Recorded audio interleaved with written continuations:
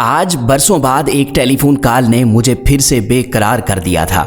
सुबह ही सुबह मेरे छोटे बेटे ने फ़ोन उठाया और बेइख्तियार मुझसे लिपट कर रोने लगा।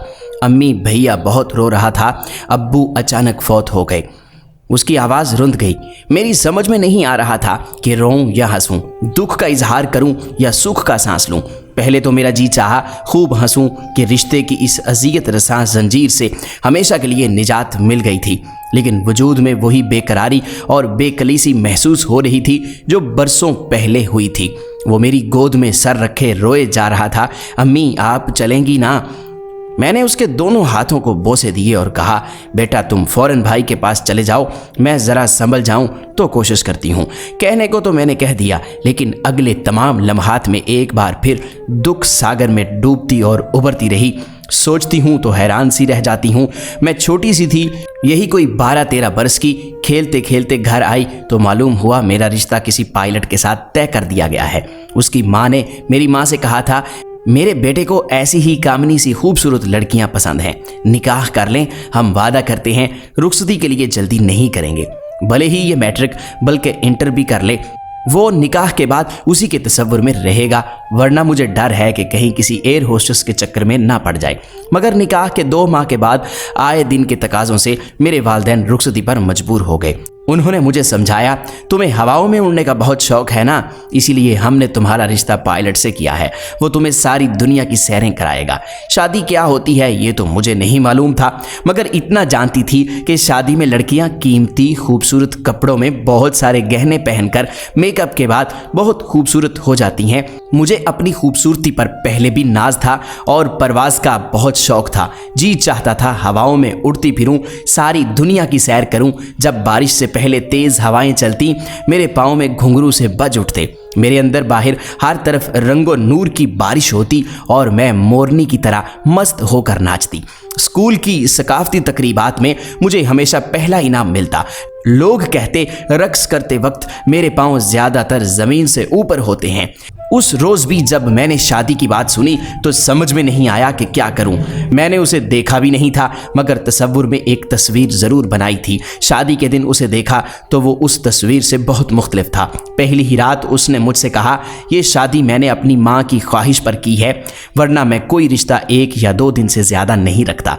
मैं तो सहम कर रह गई थी। मेरी सहेलियों ने कहा था कि अगर वो तुमसे गाने की फरमाइश करे तो उसे ज़रूर सुनाना, वो तुम्हारी आवाज़ पर मर मिटेगा। मगर उसने तो कोई फरमाइश नहीं की, बस मुझे सारे जेवरात उतार कर शब ख्वाबी के लिबास पहन लेने को कहा। और फिर मुझे नहीं मालूम क्या हुआ, मेरे सारे ख्वाब चिकनाचूर हो चुके थे। मैं एक टूटी हुई गुड़िया की तरह एक तरफ पड़ी हुई थी। मैंने पाँव फैलाने की कोशिश की तो महसूस हुआ जैसे मेरे पैर भी टूट गए हों। मुझे जालिम देव और नन्ही परी की कहानी याद आई जिसके पर नोच लिए गए थे। मैंने अजीब भयानक ख्वाब देखा था। इससे पहले मैं हमेशा तितलियों और परियों के ख्वाब देखा करती थी, मगर पहली बार जीते जागते देव को परी को बेबस करके उसके परों को नोचते हुए देखा था। वलीमे के दिन जब मेरे भाई बहन मुझे लेने आए तो मैं एक परकटी चिड़िया की मानित सिसक रही थी, मगर मेरी आंखों में एक भी आंसू न था। उन्होंने उस आदमी से मिलने की ख्वाहिश का इजहार किया तो मैं उन्हें क्या बताती कि मेरे कमरे में उसके साथ आज एक नया चेहरा है। मेरे कानों में एक ही जुमला गूंज रहा था, मैं एक ही चेहरा बार बार देखने का आदी नहीं हूँ। मेरी सास ने कहा वो सो रहा है, वलीमे की सारी तैयारी का इंतज़ाम भी तो उसी को करना है। मैंने चुप साध ली। मेरी सास मेरा बहुत ख्याल रखती। वलीमे के बाद वो किसी फ़्लाइट पर 15 दिनों के लिए चला गया। कुछ ही दिनों के बाद मुझे मालूम हुआ कि मैं माँ बनने वाली हूँ। मेरी सास खुशी से फूले नहीं समाती। उन्होंने फ़ोन पर अपने बेटे को खुशखबरी सुनाई। उसने पहली बार मुझे फ़ोन किया और बड़े प्यार से बातें की। मेरी सास ने कहा अब वो मुकम्मल तौर पर बदल जाएगा, बच्चे को आ जाने दो, फिर तुम अपने आप को बहुत महफूज पाओगी। लेकिन ऐसा कुछ भी नहीं हुआ। वो वापस आया तो उसका लहजा बहुत मीठा था, मगर उसने जो बात की वो जहर से भी ज़्यादा कातिल थी।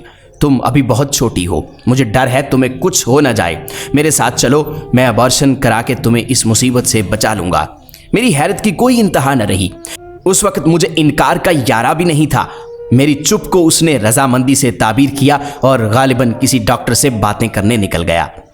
मैंने अपनी सास से कहा तो उन्होंने वावेला मचा दिया।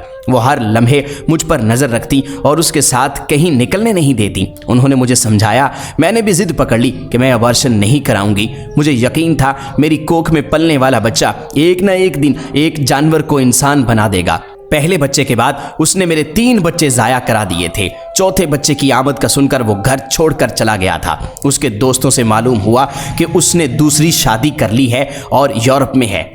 मुझे जैसे सांप सूंघ गया था। इसलिए नहीं कि उसने दूसरी शादी कर ली थी, क्योंकि वैसे भी वो जब चाहता अपनी माँ की मौजूदगी में किसी न किसी को घर लाकर रंग रलियां मनाता। मुझे अपने दोनों बच्चों की फिक्र खाए जाती थी। मैंने अपनी जिंदगी इन दोनों के लिए वक्फ कर दी थी, मगर जिंदगी ने मेरे लिए दूसरे इम्तिहान भी रख दिए थे। बड़ा बेटा जब 10 साल का हुआ था तो वो फिर लौट कर आया। उसे नई गाड़ी और पैसों से नवाजता रहा। जब वो 18 साल का हुआ तो उसे या मुझे किसी अदालत में जाने की ज़रूरत ही नहीं पेश आई।